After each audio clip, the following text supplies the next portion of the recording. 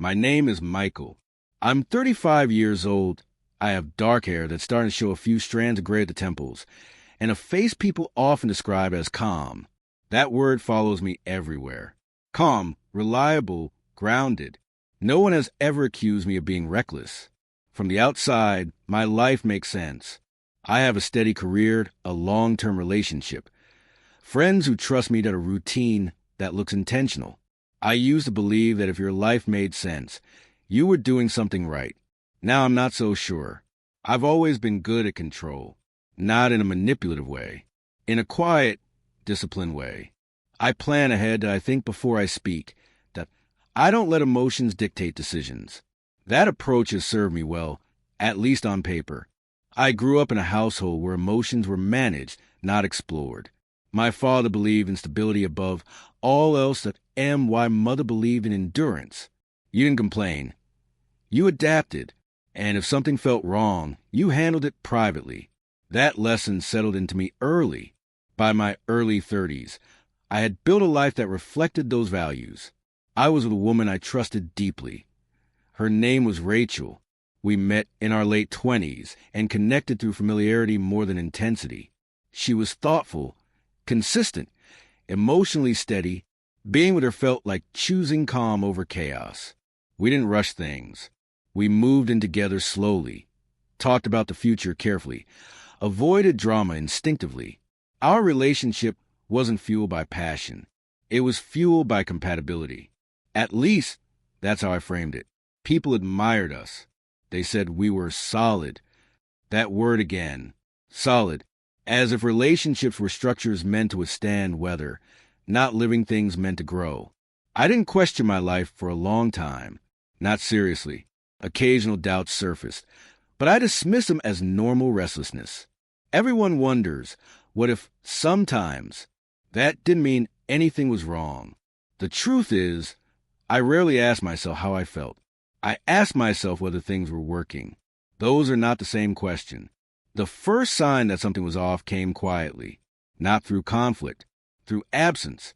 I realized I no longer looked forward to coming home, not because I dreaded it, but because it felt emotionally neutral, like returning to a place that held my things, not my energy. Rachel noticed before I did. She asked if I was tired, that if work was stressful, that if I needed space. I said I was fine, and I believed it at the time. I didn't feel unhappy. I felt muted, like my emotional range had narrowed without me noticing. No highs, and no lows, just equilibrium. Around that time, I started noticing other men differently, not with desire, with curiosity. Men who seemed expressive, uncontained, unapologetic. They unsettled me, and I couldn't explain why. I told myself it was admiration, or projection, or a phase. I had learned early how to categorize discomfort into something manageable. Nothing about my life suggested upheaval. No betrayal and no dissatisfaction I could articulate that made the growing sense of unease even more unsettling. Because if nothing was wrong, why did I feel like something essential was missing? The question lingered. Quietly, persistently, I began taking longer walks alone. Not for exercise, for silence. I needed space to hear myself think. And what I heard surprised me. There was a part of me I had never allowed to speak. Not because it was dangerous, because it didn't fit the structure of the life I had built. I started to remember moments from my past I had buried under logic, conversations I avoided, questions I shut down, feelings I labeled unnecessary. Patterns emerged, and they pointed inward. I wasn't living dishonestly, but I wasn't living fully either. I had chosen safety so consistently that I no longer knew where caution ended and avoidance began. Rachel talked about the future more concretely. Marriage timelines, buying a house, long-term plans.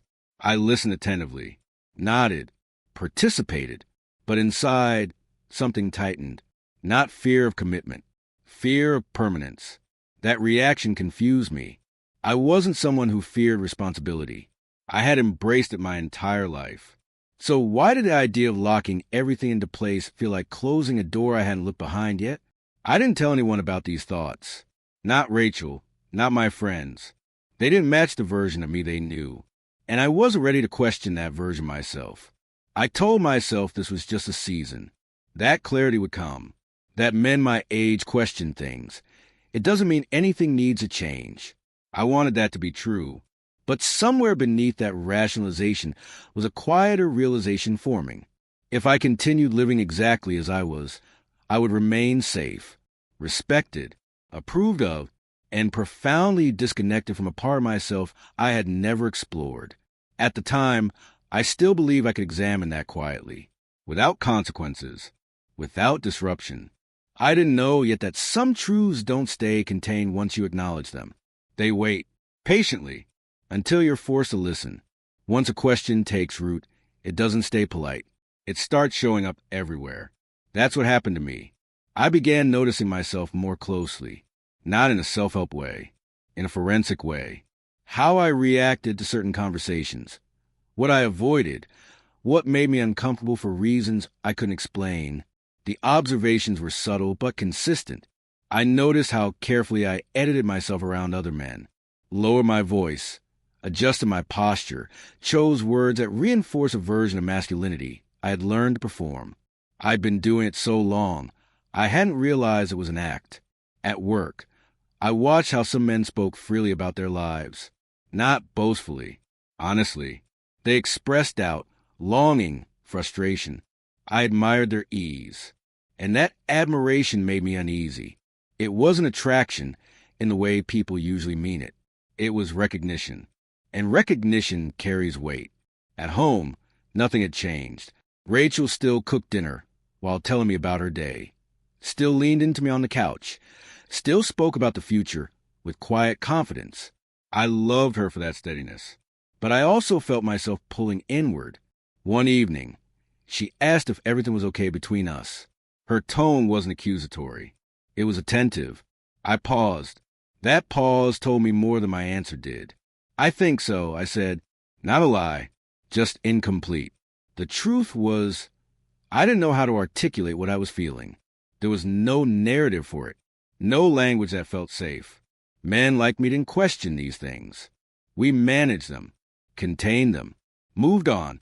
I started reading at night, not intentionally about anything specific, just searching.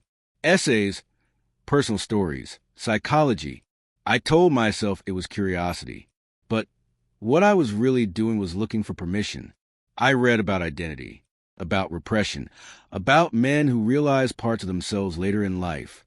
Some stories resonated uncomfortably. Others scared me. I closed more tabs than I finished. There was a memory that kept resurfacing, a moment from my early 20s, a friend's hand on my shoulder, lingering slightly too long. The warmth, the confusion, how quickly I shut it down internally. I had labeled it meaningless. Now it felt unfinished. That realization didn't bring clarity. It brought panic, because if I had been suppressing something this fundamental, what did that say about the rest of my life? About my choices? About my relationship? I told myself not to spiral. That introspection didn't require action. That understanding didn't equal disruption. But the line between understanding and avoidance was thinning. Rachel noticed my distraction. She asked if I wanted to plan a trip, something to reconnect. I agreed immediately. Planning felt safe. It delayed conversation. The trip was pleasant, comfortable, predictable. We laughed, we rested, we took photos that looked like happiness. But at night, lying next to her, I felt an increasing sense of unreality, as if I were inhabiting a life designed for someone else. I hated myself for that thought. Rachel deserved presence, not abstraction. And yet, presence felt impossible when my internal world was fragmenting. Back home, the tension didn't dissipate. It sharpened.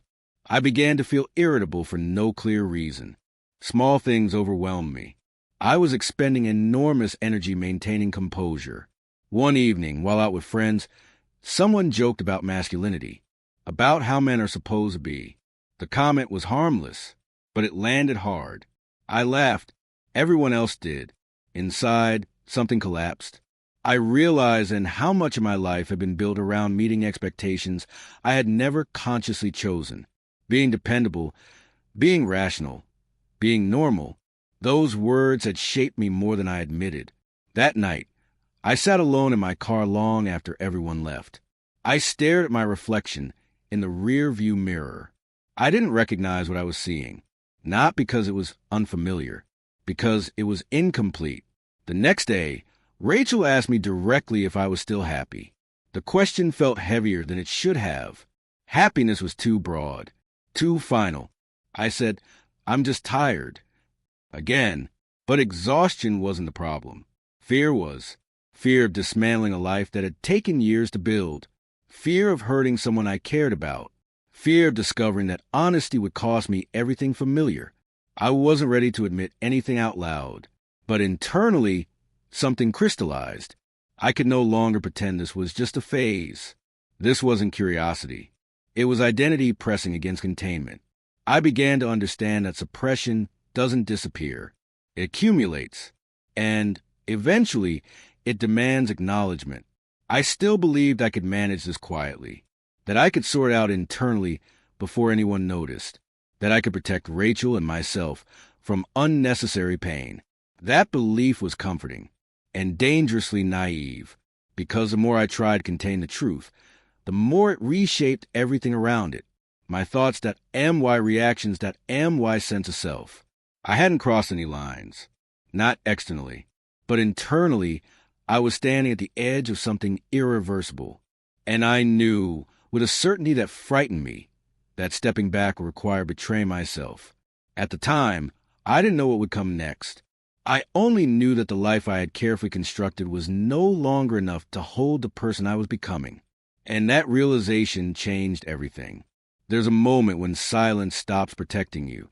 It stops being neutral. It becomes a decision. I didn't realize I had crossed into that moment until everything around me began responding to what I wasn't saying. The shift started quietly, almost invisibly. I began withdrawing from conversations that required emotional presence. Not because I didn't care, but because I didn't trust myself to speak honestly. Honesty felt volatile, unpredictable. At work, I became more distant, not disengaged, just contained. Colleagues noticed. They asked if I was okay. I gave them the same answer I gave Rachel. I'm just tired. But fatigue has a texture, and this wasn't it. This was vigilance, the kind that comes from constantly monitoring your own thoughts, filtering reactions, recalibrating expressions. I was exhausted from being edited. Then came Evan. He was new, transferred from another department, early 30s, casual confidence, dark hair like mine, but wore without the careful restraint I had learned. He spoke easily, listened fully, and when he looked at you, he didn't rush to look away. I noticed him immediately, not in a dramatic way. In the same way you notice a change in air pressure, something subtle, but undeniable. We worked on the same project. Long hours, close collaboration. At first, our conversations were entirely professional. Deadlines, logistics, strategy. But comfort builds quickly when two people speak honestly about work. And honesty, I was learning, is rarely contained to one area of life. One evening, we stayed late. Everyone else had left. The office lights dimmed automatically, leaving only our section illuminated. We talked, not about anything profound. Music, travel, things we missed doing. He asked me if I was happy. Just like that. No context. No expectation. The question landed differently coming from him. It didn't feel invasive. It felt observant. I hesitated. Again, that hesitation was becoming a pattern. I think so, I said. He nodded, didn't challenge it, didn't push. That restraint unsettled me more than insistence would have. After that night, I became acutely aware of him, how his presence affected my focus, how my body responded before my mind could intervene. There was no overt boundary crossed, but internally, lines were blurring. I told myself it was novelty, proximity, projection. I told myself a lot of things. What I didn't tell myself was the truth, that being seen, really seen, had become intoxicating. At home, the contrast was unbearable. Rachel sensed the distance more clearly now. She didn't accuse. She adjusted, which somehow made it worse. She gave me space. Trusting it would help, I wanted to reach for her, to reassure her, to anchor myself. But every attempt felt artificial, performative, as if affection were something I could summon on command rather than inhabit authentically. One night, she asked if I still wanted the same future. Marriage, kids, the life we discussed for years. Her voice didn't shake. Mine did. I don't know, I said. It was the most honest thing I'd said in months. The silence that followed was heavy. Not angry. Wounded. Rachel didn't cry. She nodded slowly. Said she appreciated my honesty. But honesty, I was learning, doesn't soften impact. It clarifies it. At work, Evan noticed a shift in me. He asked if everything was okay. Again, that question. I almost laughed. Instead, I said, I'm figuring some things out. He didn't press. Just said, that can be rough. There was something in his tone. Recognition. Not curiosity. Not judgment. Understanding. And that scared me. Because understanding creates permission. I began fantasizing. Not about him specifically, but about a version of myself unburdened by performance. Someone who didn't have to constantly correct internal impulses. The fantasy wasn't sexual at first. It was existential. That realization hit me harder than any physical desire could have, because it reframed everything. This wasn't about attraction alone. It was about alignment. I found myself lingering after meetings, walking slower to my car, creating reasons to stay connected, not overtly, subtly, plausibly. One evening, Evan invited me for a drink. Casual, low stakes. I said yes immediately, then spent the rest of the day trying to convince myself it was harmless. The bar was quiet, dim lighting, neutral territory. We talked, more openly than before, about work, then about life, then about things we had never said out loud. He mentioned a relationship he'd ended years ago. With a man, the words settled between us. Unchallenged, unexplained. I didn't react. At least not externally. Internally, everything shifted. The possibility I had been circling suddenly had form. Proof. He didn't ask me anything in return. Didn't look at me expectantly. Just continued talking. As if sharing that part of himself didn't require reciprocity. That restraint undid me. I realized then how rarely I'd been offered space without demand, without assumption, without script. On the drive home, my hand shook, not from fear, from recognition, the kind that forces you to reevaluate every choice you've ever made. I sat in my car for a long time. Again, this was becoming familiar. But this time, I didn't look at my reflection. I already knew what I would see. At home, Rachel was asleep. I watched her for a moment. The familiarity, the safety, the life we had built. I felt grief before loss, which is a particular kind of cruelty. I lay beside her, awake, my mind replaying the evening. The openness, the parts of myself that had surfaced without effort. I understood then that this wasn't something I could compartmentalize. Not anymore. The internal had touched the external, and there was no undoing that contact. I hadn't cheated. Not physically, but fidelity, I was learning, is more than behavior. It's presence, and my presence was divided. The next morning, I woke with a clarity that frightened me. Not certainty, but inevitability. I was standing at the edge of a truth that demanded expression, and I knew with painful certainty that silence was no longer neutral. It was a choice, and every day I delayed choosing honesty, I was choosing something else instead. Something corrosive. I didn't know yet what I would do, who I would hurt, who I would become. But I knew this. The version of myself that had survived on suppression was nearing its limit, and whatever came next would require courage I wasn't sure I possessed. There's a point where clarity becomes heavier than confusion. I reached that point quietly, not in a moment of panic, in a moment of stillness. After the night at the bar, I stopped pretending I could figure this out internally. The truth had moved beyond theory. It was now shaping how I showed up and how I didn't. Rachel felt it. not as suspicion, as absence. She asked fewer questions, watched more closely. That kind of attention is devastating when you're already carrying guilt you haven't earned. Yet, I avoided Evan, not because I didn't want to see him, because I did.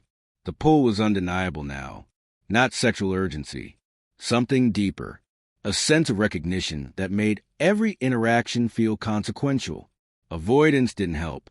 It only sharpened awareness. Every time I chose distance, I confirmed the importance of what I was avoiding. One evening, Rachel asked if we could talk. Not later. Not soon. Now, we sat at the kitchen table, the same place we planned vacations, talked finances, imagined futures. The familiarity of the setting made the conversation feel surreal. She asked me if there was someone else. The question landed softly, not accusatory. Careful. I said no, because technically that was true. But truth, I was learning, is rarely technical. She asked if I still loved her. That question was unbearable, because love wasn't the problem. I did love her, but love without alignment had started to feel like obligation. I said, I care about you deeply. She nodded, noted the omission. Then she asked a question that shattered the illusion of containment. Are you still choosing this life? I didn't answer immediately. For once, the silence wasn't avoidance. It was honesty searching for language. I don't know, I said. Again, she leaned back in her chair, exhaled slowly. That breath carried years of trust, and uncertainty, and hurt. She didn't cry. She asked me what I was struggling with. I opened my mouth, closed it. The words were there, but saying them would collapse the structure of everything we'd built. I told her I felt disconnected, that something inside me had shifted, that I didn't feel fully present anymore. All true, all incomplete. She listened, asked if I wanted to try therapy. Space, time, solutions. I realized then how desperately she wanted this to be fixable. So, did I. But this wasn't a problem to solve. It was a truth to confront. That night, I didn't sleep. I replayed the conversation endlessly. The restraint in her voice, the quiet hope, the way she still believed clarity would lead us back to each other. I wasn't sure it would. The next day at work, Evan noticed something was wrong. He didn't ask directly, just stayed near, available. That presence felt dangerous now, and necessary. We ended up talking. Not planned, just inevitable. He asked if I was okay. I said no. That was new. We walked. Outside. Cold air. Movement helped. I told him I was unraveling something fundamental. He didn't ask what. Just said, that can feel like losing the ground under you. I told him I was scared. That word surprised me. He nodded. Fear, apparently, was a language he spoke fluently. I didn't tell him everything, but I didn't need to. Some truths communicate themselves through hesitation, through tone, through proximity. Later that week, Rachel asked me again to talk. This time, I knew what I needed to say. Knowing didn't make it easier. I told her I had been questioning my identity, not just the relationship, myself. I told her I had spent years living according to expectations I had never examined, that something in me had been suppressed. She listened, still calm, still composed, but I could see the shift, from problem-solving to grieving. She asked if this meant I was gay. The question was careful, unloaded. I said I didn't know. That answer hurt her more than certainty would have, because uncertainty has no edges. I told her there was someone at work who had made me confront things I'd avoided. Not that I had acted, not that I intended to, just that awareness had arrived, uninvited. She asked if I wanted to be with him. I said I didn't know. That honesty felt brutal, necessary. She stood up, walked away, came back, sat down again. The restraint in that movement said everything. She said she needed time, space, that she loved me, but couldn't compete with a question mark. I understood. That night, I slept on the couch, not as punishment, as acknowledgement. In the days that followed, everything slowed. Conversations became logistical, polite, careful. as if we were both afraid of breaking something already fractured. I felt grief without closure, loss without departure. The house felt like a waiting room. At work, Evan kept his distance. Respectfully, that restraint was unbearable, because it removed distraction, left me alone with intention. I realized then that the hardest part wasn't choosing between two people. It was choosing between two selves, the one I had perfected and the one I had neglected. There was no outcome where no one got hurt, no version of events where everyone stayed intact. The fantasy of a clean resolution dissolved. I began to understand that adulthood isn't about making the right choice. It's about making the honest one and accepting the cost. One evening, sitting alone, I acknowledged something I had avoided naming. If I stayed, I would resent her. If I left, I would grieve her. Either way, something sacred would be lost. That realization didn't bring peace, but it brought clarity. And clarity, I was learning, is not gentle. I didn't know what I would do next, but I knew what I could no longer do. I could no longer live a life that required me to fragment myself for the comfort of others, even those I loved. The silence I relied on for decades had finally failed me, and in its place stood a choice I could no longer postpone. There's a strange calm that comes right before you ruin your own life. Not ruin in the dramatic sense. Ruin in the sense that nothing will ever return to the way it was. That calm found me one morning while making coffee. I realized I already knew what I was going to do. The question was no longer if. It was how and when. Rachel and I had been circling each other for days. Polite, careful, detached. We spoke about groceries, bills, logistics, everything except the thing that mattered. That silence felt heavier than any argument we'd ever had. I asked her if we could talk. Again, this time, she didn't hesitate. She nodded, sat down, prepared. That preparation broke something in me. I told her I couldn't continue like this. Not halfway, not cautiously, not while trying to preserve appearances. I told her I had reached a point where staying felt like a betrayal, not of her, but of myself. She asked if I was leaving. The simplicity of the question stunned me. Yes, I said. The word landed between us like an object, solid, irreversible. She didn't cry, not immediately. She asked if this meant there was no future for us. I told her I couldn't promise one without lying. That honesty felt cruel, necessary. She asked if I was sure. I wasn't, but certainty, I was learning, is not required for truth.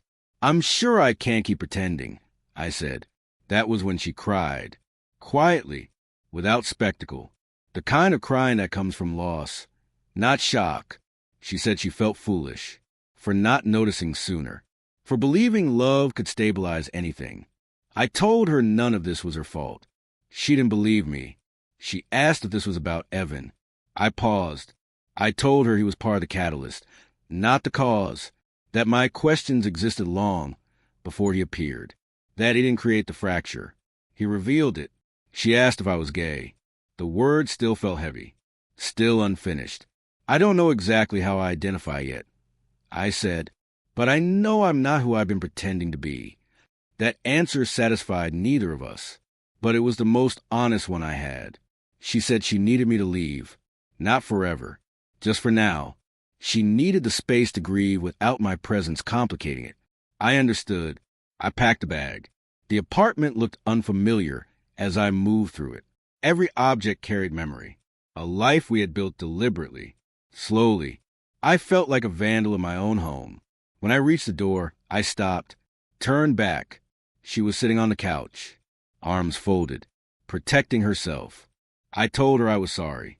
She nodded, didn't look at me. Leaving didn't feel like relief. It felt like amputation. Necessary. Violent. I stayed with a friend. He didn't ask questions. Just offered a room. Silence. Food. That kindness nearly undid me. The first night alone was unbearable. Not because of loneliness. Because of accountability. There was no one left to perform for. No structure to lean on. Just me. I stared at the ceiling for hours. Thought about the life I had exited, the man I had been, the man I didn't yet know how to be. I felt grief layered with fear, layered with something else. Relief. I avoided Evan, not out of guilt, out of responsibility. I needed to know who I was before attaching myself to anyone else. Otherwise, I would repeat the same pattern, just with different characters. Rachel texted once.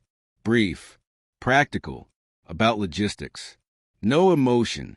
That restraint hurt more than anger would have. I began therapy, not as a solution, as a place to say things out loud without consequences, at least not immediate ones. Saying the words felt unreal, like trying on clothes that didn't yet feel like mine, but they fit better than the costume I'd been wearing. I started noticing how much of my life had been shaped by avoidance, how many decisions were made to preserve approval, how often I confused being needed with being loved. One evening, Evan reached out, just a message. Thinking of you. Hope you're okay. No pressure, no expectation. That restraint mattered. I didn't respond immediately. I needed to know that my choices weren't being pulled by him, that this wasn't a rebound disguised as destiny. Days passed, weeks. The silence between Rachel and me settled into permanence, not closure, but reality. I realized then that endings aren't events. They're processes, slow, uneven, deeply personal. When I finally responded to Evan, it was honest. I'm going through a lot. I don't know what comes next. He replied, that's okay. That was all. For the first time, I wasn't being rushed into clarity. I was being allowed uncertainty. That felt radical. I didn't feel proud or empowered. I felt exposed. But exposure, I was learning, is the cost of authenticity. I had dismantled the life I knew, without a blueprint for what would replace it. That terrified me, but staying would have terrified me more. I began to understand that integrity isn't about consistency. It's about alignment between who you are and how you live. I had chosen honesty, not because it was noble, but because continuing to lie had become unbearable. As painful as a rupture was, something unexpected emerged beneath it. Not happiness, not confidence, but permission. Permission to be unfinished, to explore without apologizing, to exist without compressing myself into someone else's comfort. I didn't know where this path would lead, but I knew, with a clarity that felt earned, that I could no longer return to who I was. That man had survived by silence. I was done surviving. The aftermath didn't arrive all at once. It unfolded quietly, in moments no one warned me about.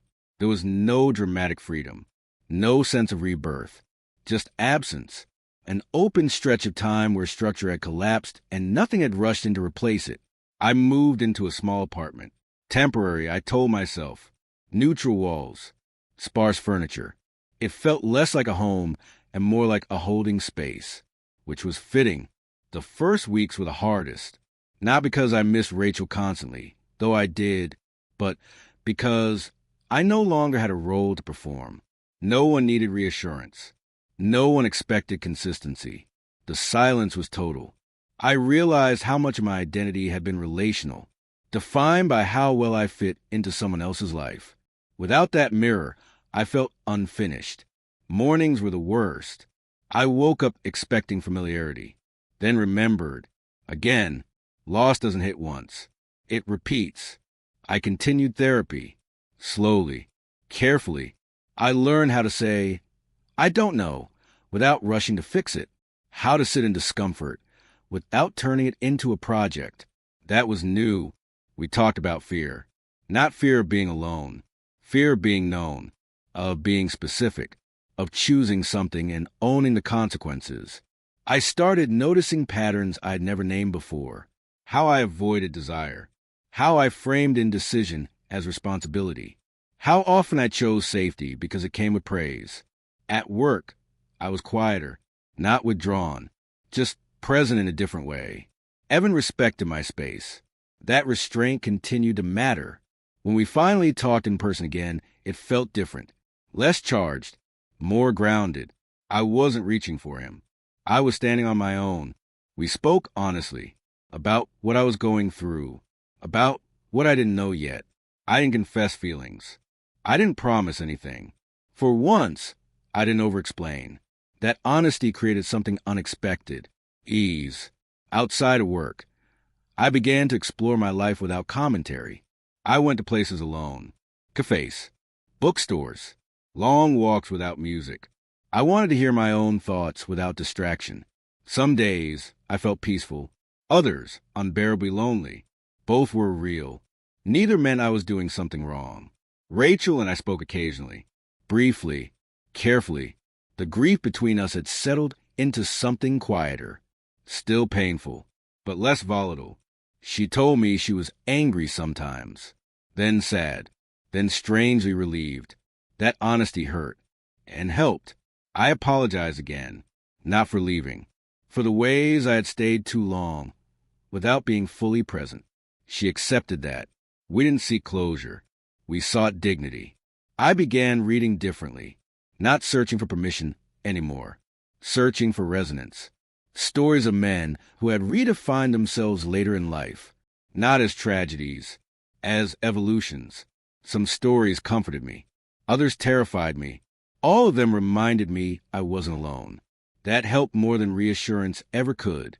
One evening, I stood in front of the mirror and really looked at myself. Not critically, curiously.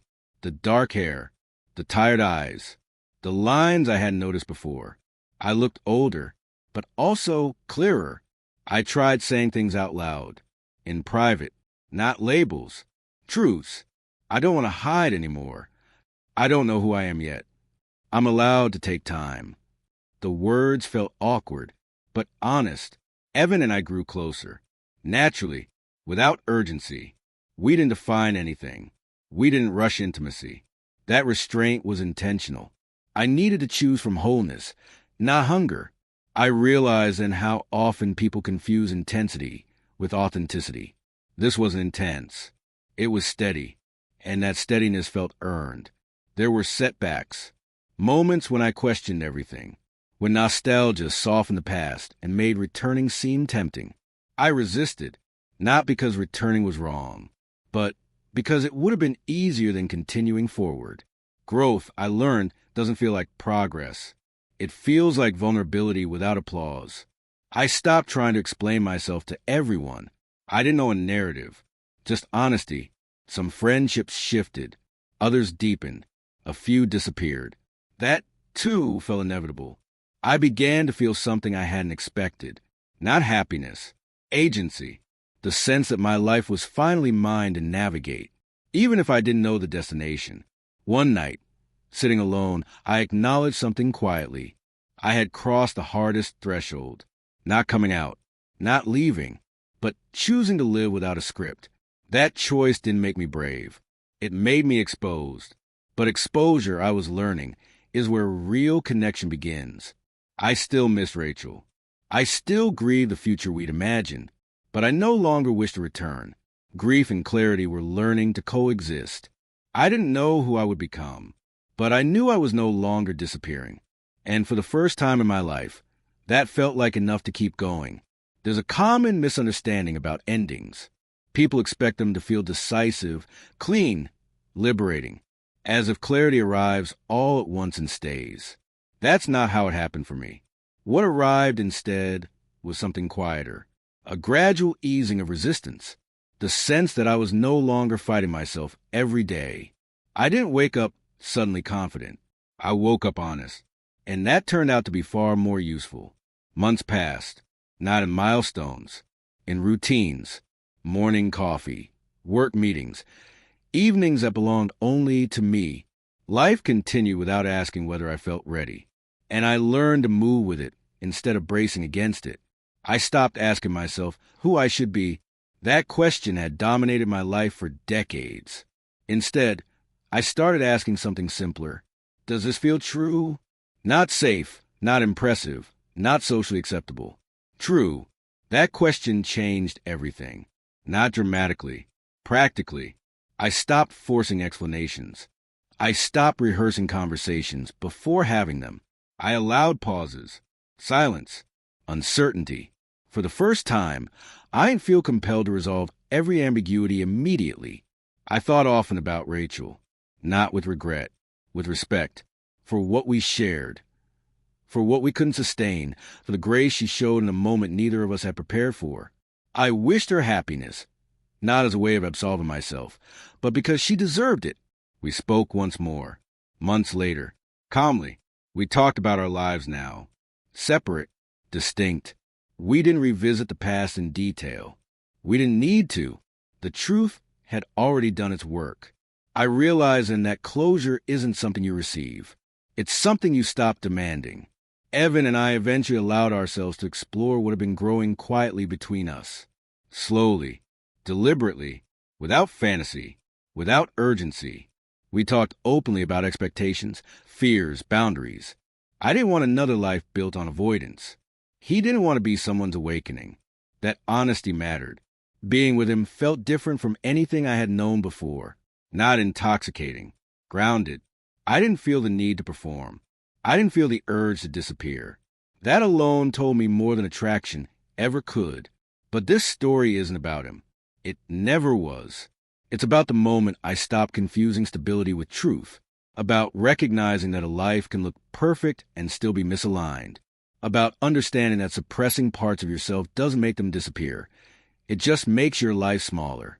I used to believe adulthood was about choosing the least painful option. I was wrong. It's about choosing the most honest one, and accepting that pain will follow regardless. But honesty, at least, doesn't compound over time. I learned that integrity isn't consistency. It's coherence. When your inner world and your outer life stop arguing with each other. I'm 35 years old now. I still have dark hair, though there's more gray than before. My face looks different, softer in some ways, more defined in others. I recognize myself when I look in the mirror. That's new. I don't have everything figured out. I don't need to. I know how to listen to myself now. I know when I'm shrinking. I know when I'm choosing comfort over truth. And I know the cost of doing that for too long. This wasn't a story about coming out, or leaving a relationship, or falling in love again. Those were events.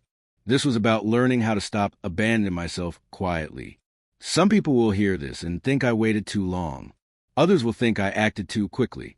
Both might be right. What matters is that I stopped living on autopilot.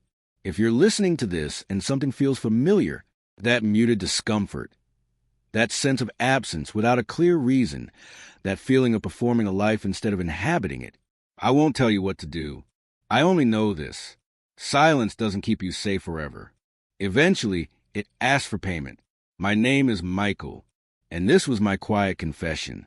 Not about becoming someone new, but about finally allowing myself to be whole.